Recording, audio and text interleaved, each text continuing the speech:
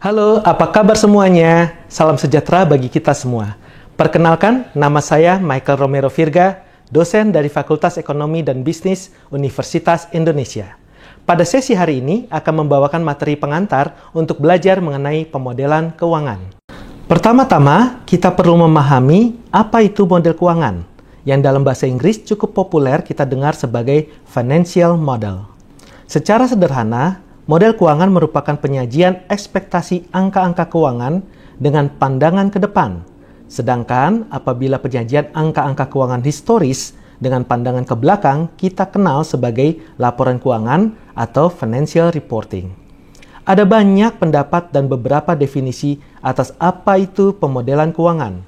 Namun dalam kesempatan ini, saya dapat membagikan pemodelan keuangan secara komprehensif sebagai pembuatan representasi abstrak kuantitatif dari situasi keuangan dunia nyata yang umumnya melibatkan perencanaan dan proyeksi masa depan, sehingga dapat dilakukan evaluasi dan simulasi guna membantu proses pengambilan keputusan. Berikut diagram untuk membantu pemahaman kita atas pemodelan keuangan, di mana dari situasi manajerial di dunia nyata, kita melakukan proses abstraksi ke dunia simbol dengan membuat model, sehingga dapat dilakukan analisis di mana hasilnya diinterpretasikan untuk mendukung proses pengambilan keputusan. Proses ini akan lebih baik dibandingkan mengandalkan intuisi untuk langsung mengambil keputusan dari situasi manajerial. Model keuangan merupakan komponen yang dibutuhkan dalam hampir setiap proses perencanaan bisnis dan pengambilan keputusan. Dapat memahami cara membuat, menggunakan, dan memodifikasi model keuangan menjadi penting pada saat akan memulai perusahaan baru atau membeli kepemilikan perusahaan yang sudah ada, memulai proyek atau unit bisnis baru dalam perusahaan, bekerja sama dengan pihak eksternal dalam suatu proyek atau bisnis, sebagai contoh skema KPBU, kerjasama pemerintah dengan badan usaha, melakukan penggalangan dana atau pembiayaan, dan keputusan bisnis yang penting atau strategis lainnya.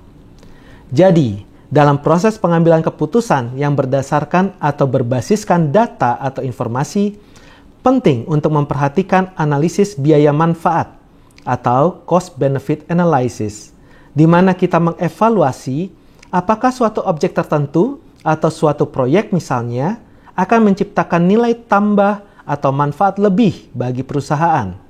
Ketika kita melakukan analisis ini, tentu ada hitungan-hitungannya atau analisis kuantitatif. Dan kita juga perlu untuk mempertimbangkan analisis kualitatif agar analisis kita holistik atau menyeluruh dan komprehensif. Model keuangan sendiri menjadi bagian yang penting dalam analisis kuantitatif. Ada banyak ragam dan tipe dari model keuangan, di mana masing-masing tipe model keuangan tersebut dapat dikenali dari komponen-komponen yang ada di dalamnya. Misalnya, model three statement yang memiliki income statement, P&L, balance sheet, dan cash flow statement di dalamnya. Model budget yang biasanya memiliki detail pendapatan dan beban yang terinci berdasarkan produk, departemen, dan lain-lain. Model discounted cash flow, DCF, yang memiliki proyeksi arus kas, tingkat diskonto, nilai terminal, dan perhitungan net present value, NPV.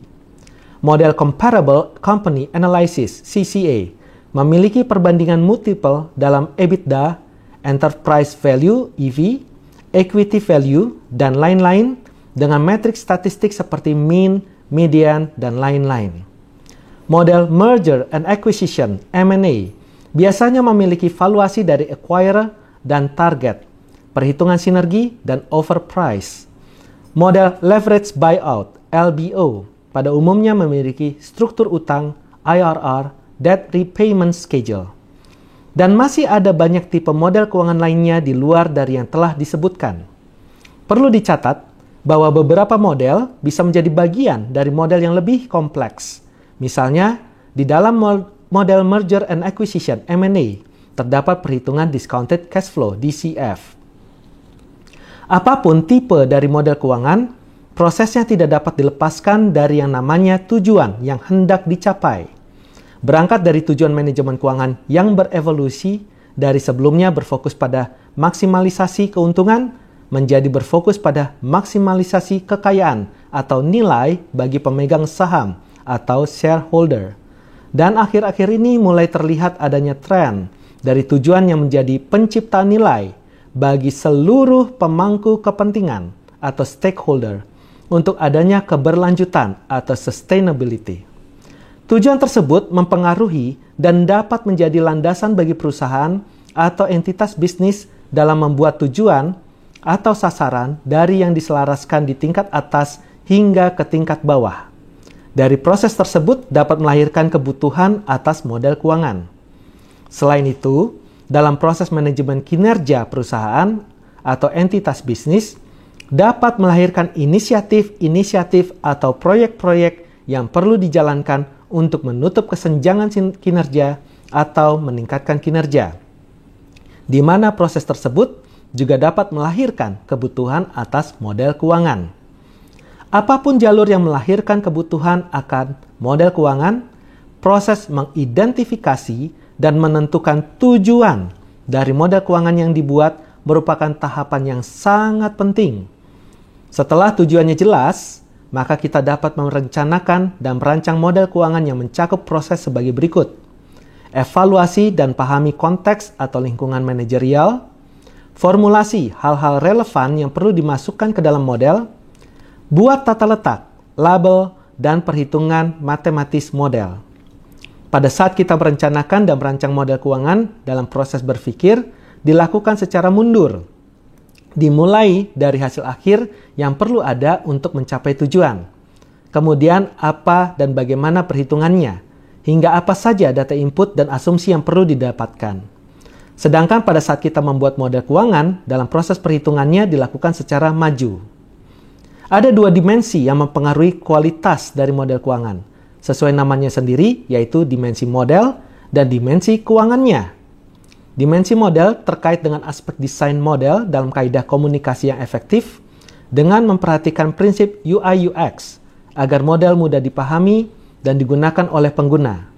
Selain itu, pemanfaatan fitur dan formula dari program spreadsheet yang digunakan, seperti misalnya Microsoft Excel, akan mempengaruhi apakah model mudah dan cepat untuk dimodifikasi ketika terjadi perubahan informasi dan tingkat detail yang diperlukan, serta ketika perlu dilakukan simulasi atas berbagai skenario.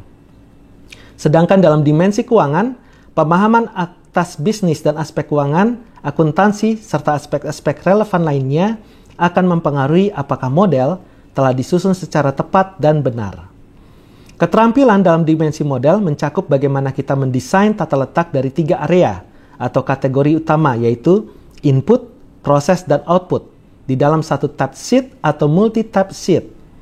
Ketika menggunakan program Microsoft Excel, fitur dan formula yang sering digunakan diantaranya Relative and Absolute Referencing, Formula Array, Data Validation, Custom Format, Name Manager, Formula Lookup seperti VLOOKUP, HLOOKUP, XLOOKUP, Index and Match and Choose, Combo Box, List Box, Pin Button, Group, Data Table, Conditional Formatting, Formula Logical seperti if, ifs, if error, sum if, count if.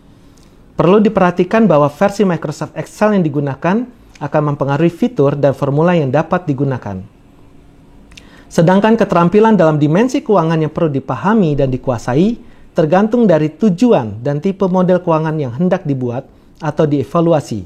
Sebagai contoh, apabila kita membuat model keuangan 3 statement, maka penting untuk menguasai bagaimana menyusun proforma income statement, proforma cash flow statement, dan proforma balance sheet, di mana ketiga laporan tersebut saling berkaitan.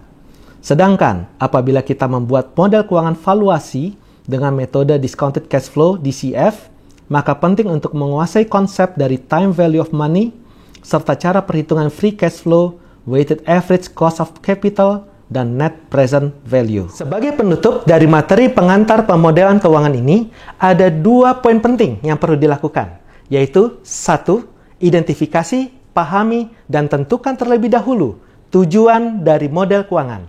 2. Tingkatkan penguasaan keterampilan baik dari dimensi model maupun dimensi keuangan, agar model keuangan yang dihasilkan dapat berdampak dan berkualitas tinggi. Demikian, semoga bermanfaat. Akhir kata, selamat membuat dan atau menganalisis model keuangan. Terima kasih.